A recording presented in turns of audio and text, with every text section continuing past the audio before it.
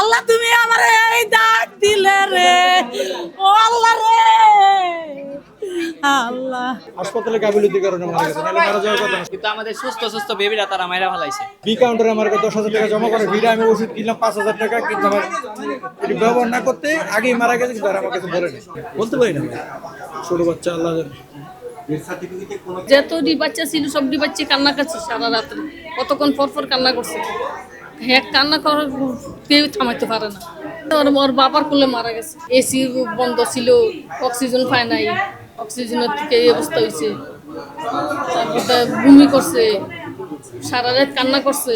আলতা করা হয়েছে তখন বেবি হচ্ছে সুস্থ আছে, মাও সুস্থ আছে, কোলে দিচ্ছে, কোলে নিচ্ছি।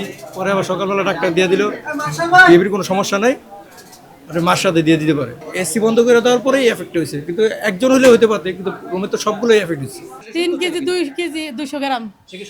হ্যাঁ সুস্থ, হায় হায়, আর 2 দিন সুস্থ, কালকে সুস্থ, আর আজ তো সুস্থ, এই যে অসুস্থ ফজরের সময় গণেশ। কত বাচ্চা একই অবস্থা।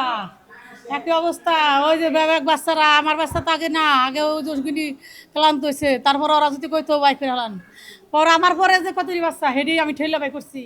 এই সারা রাত তো একটা বেড ডাক্তার ছিল না, একটা নার্স ছিল না, একটা আয়া ফোন ছিল না। কালকে সকাল আর কি ঈদের দিন আমরা খুশি মনে করছি আমাদের বেবি নিয়ে যাবো পুরা সুস্থ। কালকে রিলিজ দেওয়ার ডেট, রাত্রে আইসে আমি কোলে নিলাম, কি সুন্দর সুস্থ বাচ্চা। 3টা থেকে কান্না করতেছে। পরে আমি আসলাম, মায়ের ফোন দিল, বললাম আমাকে ভাবি কান্না করতেছে বাবু, আর বাবুর মার অবস্থা ভালো না, এরকম করতেছে। পরে আমি ভিতরে ওয়ার্ডে যাইলাম, কি কোনো নার্স নাই, কোনো সিস্টার কেউ পাই না। পরে আমি বাধ্য হয়ে গেট খুলে ভিতরে গেছি। যাওয়ার পরে দেখি একজনে পাইলাম, একজনে পাওয়ার পরে বললাম এই যে বাবু এরকম কান্না করতেছে, আপনারা দেখেন না। এই উল্টা আমার সাথে রিয়াক্ট নিতেছে। পরে আমি তো অবহেলিত, আমি আর কিছু বলি নাই, তাও আমি বলছি এখন জানছেন, এখন একটু যান দেখেন। পরে যাওয়ার পর বাচ্চার মার ট্রিটমেন্ট নিল, কিন্তু বাচ্চার মার ট্রিটমেন্ট নেওয়ার পর বাচ্চা যে কান্না করতেছে তাদের মানে কোনো নাই, কিছুই বলে নাই। বাচ্চা 3টা থেকে কান্না করতে করতে 5টা বাজে গেছে গা।